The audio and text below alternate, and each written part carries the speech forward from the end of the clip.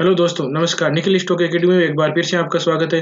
दोस्तों, हम आज ऐसे बिजनेस मॉडल के बारे में डिस्कस करने जा रहे हैं जो कॉन्ट्रैक्ट बेस्ड कंपनी है और इलेक्ट्रॉनिक कंपोनेंट का मैन्युफैक्चरिंग करते हैं। उनके क्लाइंट की बात करें तो Samsung, Motorola, one plus, Godrej जैसी कंपनियां उनकी क्लाइंट है। तो उसका बिजनेस मॉडल देखेंगे, उसका फ्यूचर ग्रोथ देखेंगे और टेक्निकल चार्ट के थ्रू समझेंगे कि कहाँ पर उसकी बाइंग अपॉर्चुनिटी है, कहाँ उसको बाय करना चाहिए, कहाँ उसके सपोर्ट रेजिस्टेंस है। तो वीडियो के अंत तक बने रहे। उस बिजनेस मॉडल का नाम है दोस्तों डिक्सन टेक्नोलॉजी, जो पिछले सालों बहुत ही अच्छा रिटर्न दिया है। आने वाले समय में भी क्या अच्छा रिटर्न दे सकती है, तो उसके बारे में डिटेल से एनालिसिस करेंगे। तो वीडियो के अंत तक बने रहे। उससे पहले जो मार्केट में 2023 में किस तरह से काम करना चाहिए, मार्केट आईटी सेक्टर की कंपनियां जैसे डाउन ट्रेंड में चल रही है, तो किस तरह से उसमें अपना स्ट्रेटेजी बनानी चाहिए।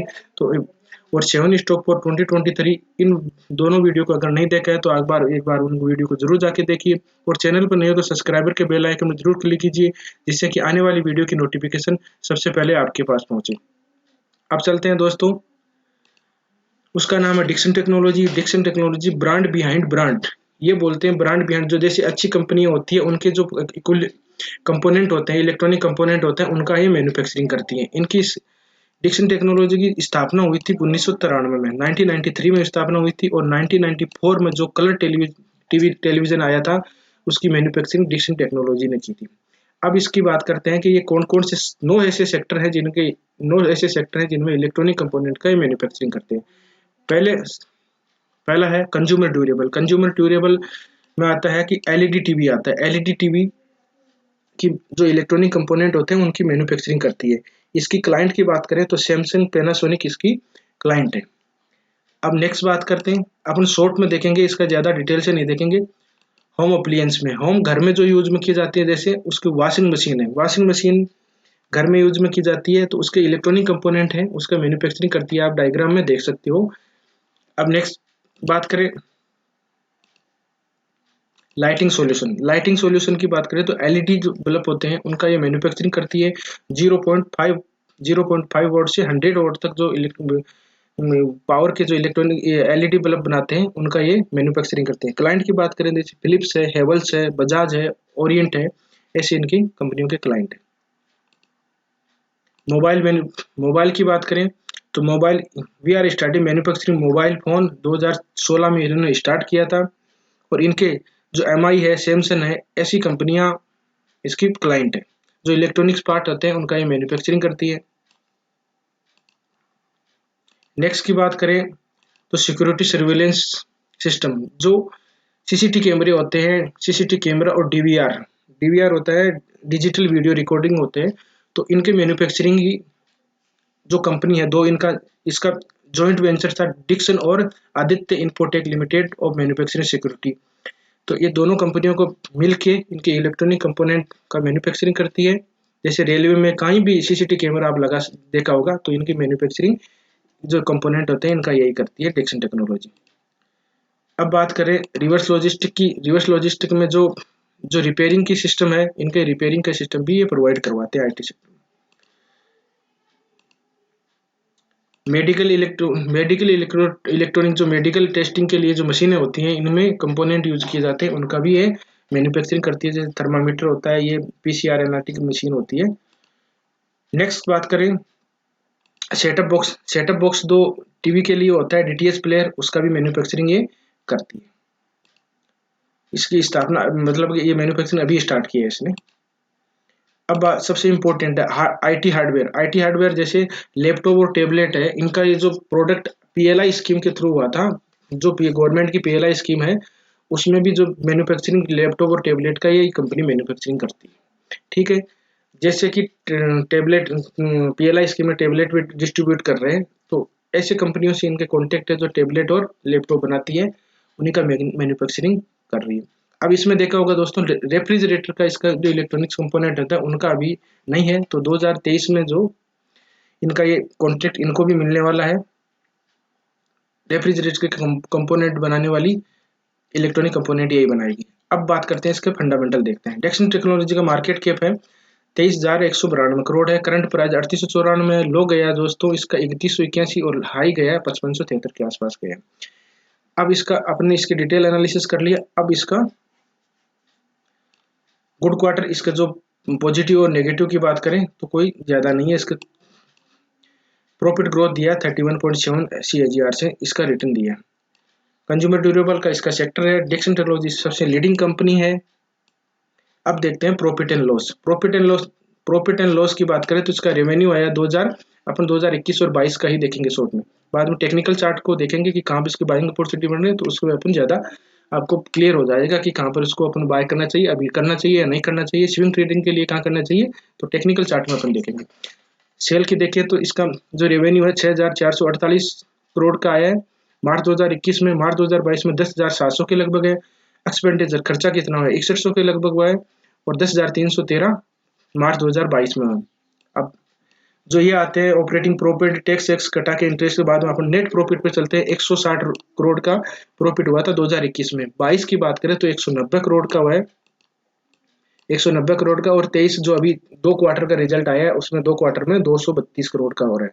तो 2 क्वार्टर का अभी बाकी है। कॉन्ट्रैक्ट बेस में मैन्युफैक्चरिंग में एक ही लीडिंग कंपनी है, एक ये जो कंपोनेंट का मैन्युफैक्चरिंग करती है। जैसे एफएमसीजी में एक हिंदुस्तान फूड है, इस तरह से ही इलेक्ट्रॉनिक कंपोनेंट में डिक्सन टेक्नोलॉजी है जो पिछले सालों में बहुत ही अच्छा रिटर्न दिया। ईपीएस की बात करें तो मार्च 2021 में था 27.28 और 32.05 और अभी 39.05 है, 39.15।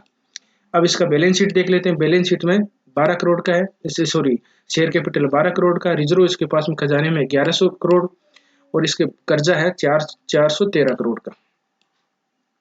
अब बात करते हैं इसकी होल्डिंग कहाँ, प्रमोटर कितना है 34% का प्रमोटर के पास में, एफआईज के पास में 16% के लगभग है और डीआईज के पास में 18% है और पब्लिक के पास में भी 30% है। तो इसमें लगभग बस सबके बराबर ही मान सकते हो आप। एफआई डीएच की भी अच्छी है, पब्लिक के पास में भी है। होल्डिंग वाला स्टॉक है, पोर्टफोलियो वाला स्टॉक है, इसमें आपको होल्ड भी कर सकते हो। अब चलते हैं टेक्निकल चार्ट में। टेक्निकल चार्ट को किस तरह से टेक्निकल चार्ट में दोस्तों ये पता चल जाता है कि आपको कहाँ बाइंग करना चाहिए, कहाँ सपोर्ट और रेजिस्टेंस है। आप ऐसे नहीं कि अभी बाय कर लिया फिर बाद में 5 महीने बैठे रहो, पहले बाय नहीं, वो कैपिटल कहीं दूसरी जगह आप कोई दूसरा स्टॉक बाय कर सकते हो। सबसे पहले अपन यहाँ से बात करते हैं कि फरवरी 2020 की बात है। कोविड के बाद में ये स्टॉक था 900 रुपये, 900 का। इसने टॉप मारा है 6,300 का, ठीक है, 6 गुना के लगभग इसने वेल्थ क्रिएट करके दी है। अब बात करते हैं कि कहाँ सपोर्ट है रेजिस्टेंस।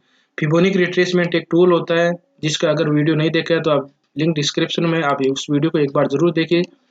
और अभी तक आपका दोस्तों अगर डीमेट अकाउंट नहीं है और म्यूचुअल फंड और स्टॉक बाय करना चाहते हो तो डीमेट अकाउंट लिंक डिस्क्रिप्शन है ज़रोदा और ग्रो का, तो उसमें आप जरूर स्टार्ट कीजिए नई साल के। अब देखिए ये जो फिबोनिक रिट्रेसमेंट है वो किस तरह से काम करता है आपको मैं ब्रीफ में बता देता हूँ कि जब मार्केट अप ट्रेंड, जो कोई स्टॉक अप ट्रेंड में होता है तो वापस डाउन में आता है तो उसको रेजिस्टेंस कहाँ पे मिलेगा उसका, और अप ट्रेंड में हो, डाउन ट्रेंड में है तो वापस ऊपर की तरफ जाएगा तो उसको सपोर्ट का, सॉरी अप ट्रेंड में है तो रजिस्ट उसको सपोर्ट कहाँ मिलेगा और डाउन ट्रेंड में है तो रेजिस्टेंस कहाँ मिलेगा, ठीक है। तो इस तरह ये कहाँ पर आ रहा है, सबसे अप ट्रेंड में यहाँ ऊपर जाके सबसे पहले उसने 38% पे देखिए कंसोलिडेट किया, कंसोलिडेट यहाँ पर भी किया है। जहाँ एक याद रखिए ऊपर जाते समय स्टॉक रुकेगा तो आते समय भी उसको रुकना पड़ेगा। ये स्टॉक मार्केट का मान लीजिए, बिजनेस का मान लीजिए, पक्का इसका रूल मान। ऊपर जाते नीचे आते समय 38% पे रुका, फिर इसने लिया रेजिस्टेंस 50% पे, 60% का सबसे, अगर 60% पे कहीं आप लगा के देख सकते हो। इसमें लगाने का तरीका यह कि एक बॉटम पकड़ लीजिए, एक टॉप पकड़ लीजिए, दोनों को मिला दीजिए, फिर अपने आप लाइनें ड्रॉ हो जाती है, चार्ट में ऑटोमेटिक आप देख सकते हो। इसमें 50% पे यहाँ पे आया, 60% पे भी आ सकता है, ठीक है। 60% में कोई ऐसा नहीं है कि नहीं आ सकता। 60% में आएगा तो कहाँ इसको मिलेगा ये देख सकते हो आप, ये वाला जो रेजिस्टेंस है वहां पर मिलेगा। अब इसको देखो, ये रेजिस्टेंस बार बार यहाँ रुक रहा है, बार बार यहाँ रुक रहा है, ठीक है। ये पहले भी यहाँ रुक के गया था, रेजिस्टेंस भी हो जाता है, रेजिस्टेंस सपोर्ट भी बन जाता है। मार्केट को अप ट्रेंड में जाने से पहले यहाँ रुका था, ये रेजिस्टेंस बना हुआ था, तो वापस वो अप ट्रेंड में जाते हुए समय इसको रेजिस्टेंस वाला रूल फॉलो हो रहा है। अब इसको एक में लाइन ड्रॉ करता हूं,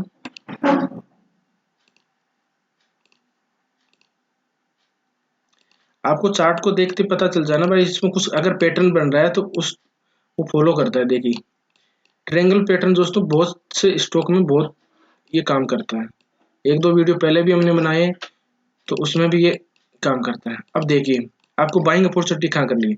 बाइंग अपॉर्चुनिटी सबसे पहले तो कि है कि आपको अगर आपको पोर्टफोलियो में रखना है, ठीक है, तब तो आप जितना मिले नीचे तब आप वहां से कर सकते हो। यहाँ पर अगर 60% के रिट्रेसमेंट में मिलता है तब आप बहुत अच्छी अपॉर्चुनिटी होगी मार्केट अगर कोविड की वजह से या कहीं डाउन आता है तो। अब बात करते हैं कि आपको अप ट्रेंड में कब लेना है। पहले यहाँ पर आपको बाय नहीं करना है, ध्यान से देखिए, यहाँ पर इसको बाय नहीं करना है क्योंकि ये कंसोलिडेट में रह सकता है।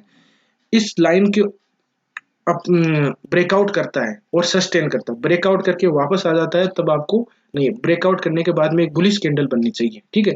कैंडल को पूरी बनने दें, जैसे डेली में है तो एक बार अगर वो 1 घंटे की 2 घंटे की जिस तरह से कैंडल होती है, वो कैंडल बनने के बाद में सस्टेन करता है तब आपको बाय लेना। पहला उसका रेजिस्टेंस होगा, पर पहला रेजिस्टेंस होगा 5400 के लगभग। तो आपको यहाँ पर कहीं स्टॉक लेने के बाद में ऊपर अप ट्रेंड में होता है तो उसको देख लीजिए एक बार कि उसका सपोर्ट रेजिस्टेंस का है। सपोर्ट रेजिस्टेंस के बाद में एक बार रुक सकता है, वापस भी आ सकता है, तो उस समय आप स्विंग ट्रेडिंग कर सकते हो। इस तरह से आपको इसमें अप्रोच देनी चाहिए। अब इसमें जैसे RSI डाइवर्जन होते हैं, RSI डाइवर्जन कैसे काम करते हैं उसका मैं आपको एक बार बता देता हूँ। RSI में आपको देख सकते हो, RSI रिलेटेड वो वीडियो भी है दोस्तों, अगर आपने नहीं देखा तो एक बार उस वीडियो को देख लीजिए, जिससे कि आपको क्लियर हो जाएगा कि RSI में कैसे। यहाँ देखिए, इस यहाँ पर ऊपर की तरफ ये उसमें कोई भी प्राइस में कोई भी मूवमेंट नहीं है, कंसोलिडेट फेज में प्राइस मूवमेंट कर रही है। ये देखिए अपने ये चलते हैं। अब RSI में डाइवर्जन देखिए, यहाँ से लेके ये देखिए डाइवर्जन, और प्राइस के बाद में मूवमेंट देख लीजिए आपको किस तरह से प्राइस ने बिहेवियर किया है। ये देखिए प्राइस नीचे डाउन आया। अब बात करते हैं, अभी भी देख लीजिए, ये देखिए यहाँ पर दोनों प्राइसेस जो यहाँ पर जो रेजिस्टेंस मिला है, दोनों में प्राइस में कोई भी मतलब कि प्राइस में कोई भी प्राइस बराबर है इसकी, ठीक है, रेजिस्टेंस मिला है। लेकिन RSI में डाइवर्जन दिखता है, तो आप ये देख सकते हो RSI में डाइवर्जन मिला है। आपको RSI का डाइवर्जन देख के ट्रेड लेना नहीं है, लेकिन आप अलर्ट हो जाना चाहिए कि इसमें मूवमेंट अप ट्रेंड में डाउन ट्रेंड में आ सकता है। तो इस तरह से इस डेक्सन टेक्नोलॉजी का आप तरह से लॉन्ग टर्म के लिए या शॉर्ट टर्म के लिए आप यूज कर सकते हो। अगर दोस्तों वीडियो अच्छा लगा हो तो लाइक जरूर कर दीजिएगा, और चैनल पर नए हो तो सब्सक्राइबर के बेल आइकन जरूर क्लिक कीजिए, जिससे कि आने वाली वीडियो की नोटिफिकेशन आपको पास पहुंचे। और वीडियो देखने के लिए बहुत बहुत धन्यवाद। मिलते हैं नेक्स्ट वीडियो में, तब तक के लिए दोस्तों बाय बाय।